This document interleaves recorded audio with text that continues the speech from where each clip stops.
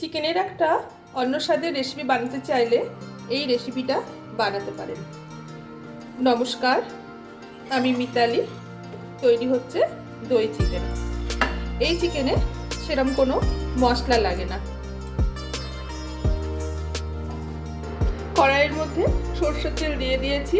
এবার ওর মধ্যে গোটা গরম মশলা দিয়ে দেব। এই বাটির পেঁয়াজটা তেলে দিয়ে ভেজে নেব।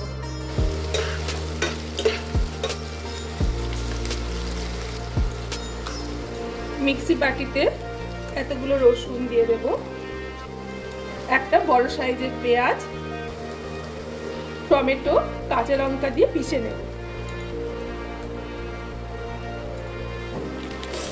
এর মধ্যে অনেকটা কাশ্মীরি লঙ্কা গুঁড়ো দিয়ে দিলাম।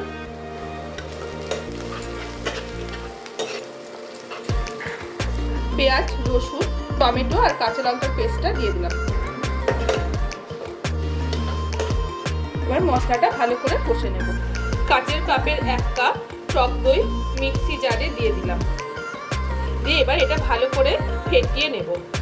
টক দইটা ফেটানো হয়ে গেছে। এবার নুন দিয়ে দিলাম।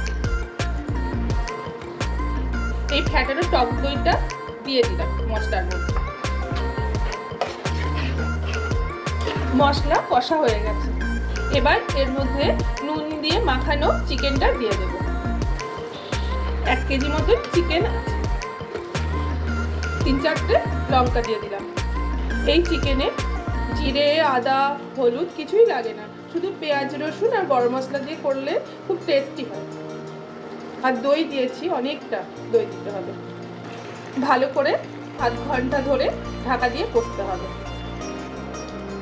এইভাবে তৈরি হয়ে গেল দই চিকেন। আপনারা বাড়িতে বানিয়ে বলবেন কেমন হয়েছে। নমস্কার।